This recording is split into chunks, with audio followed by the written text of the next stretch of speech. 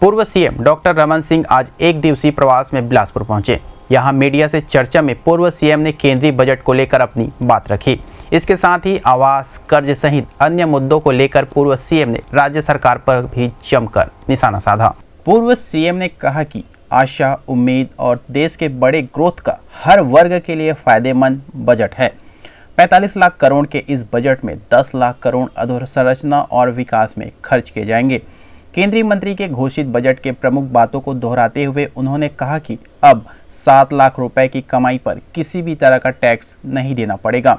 उन्होंने बताया कि आर्थिक सर्वेक्षण के मुताबिक देश का जीडीपी दुनिया का सबसे ग्रोथ वाला जीडीपी हो गया है।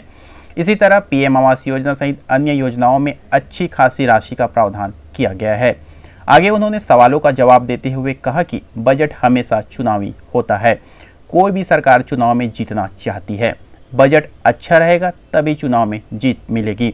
आगे उन्होंने राज्य सरकार के संभावित बजट पर चुटकी लेते हुए कहा कि भूपेश सरकार के बजट में केवल नरवा, घुरवा, बारी और लबारी होगा। 4.5 साल में सरकार ने राज्य को केवल कर्ज में डुबाया है। इस दौरान सड़क, पुल, पुलिया, स्कूल, अस्पताल कुछ नहीं बना। कोई इंफ्रास्ट्रक्चर डेवलप नहीं हुआ। केवल नरवा, गरवा, घुरवा, बारी में पूरा पैसा बर्बाद कर दिया गया। आर्थिक सर्वेक्षण 2 दिन पहले आया था, बजट के 1 दिन पहले आ गया था। आर्थिक सर्वेक्षण आपने देखा भी होगा, पढ़ा भी होगा, लिखा भी होगा। आर्थिक सर्वेक्षण का सबसे महत्वपूर्ण पहलू ये है कि जीडीपी में विकास दर 6% से अधिक मान्य गया है और ये 6% का जीडीपी का ग्रोथ जो है ये अपने आप में दुनिया के सबसे ज्यादा जीडीपी ग्रोथ है। यदि आज हम कंपेयर करते हैं चाइना से, अमेरिका से, यूके से, रशिया से, तो सबको पीछे छोड़कर भारत का जीडीपी दुनिया में 1 नंबर की जीडीपी बन गया है। ग्रोथ में 6% का ग्रोथ रखा गया है और इसमें जो सबसे महत्वपूर्ण और बड़ी योजना, बड़ी घोषणा की गई है वो नई व्यवस्था के तहत अब 7 लाख रुपए तक की कमाई करने वाले लोगों को कोई टैक्स नहीं देना पड़ेगा। इसके अलावा टैक्स का जो स्लैब है उसमें स्लैब को कम किया गया है और 6 जो अलग अलग आयकर के स्लैब थे उसको कम करके 5 स्लैब किया गया है।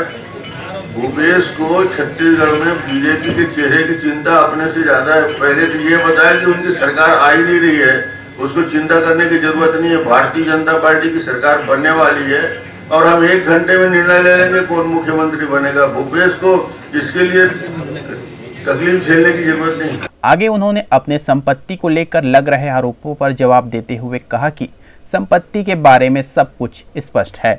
आईटी डिपार्टमेंट ने क्लीन चिट दे दी है। राजनीतिक रूप से केवल आरोप लगाए जा रहे हैं। आगे उन्होंने कहा कि भूपेश बघेल को भाजपा के विधायक और भाजपा की चिंता करने की जरूरत नहीं है। उन्हें अपने लोगों की तरफ ध्यान देने की जरूरत है। लोग पार्टी छोड़कर जाना चाह रहे हैं, उनके मन में निराशा है, उस पर भूपेश सरकार को ध्यान देने की जरूरत है।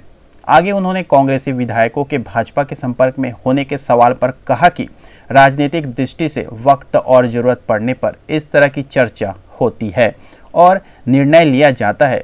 फिलहाल ऐसा कुछ नहीं है। ग्रैंड गुम्बर न्यूज़ के लिए आलोक अग्रवाल की रिपोर्ट।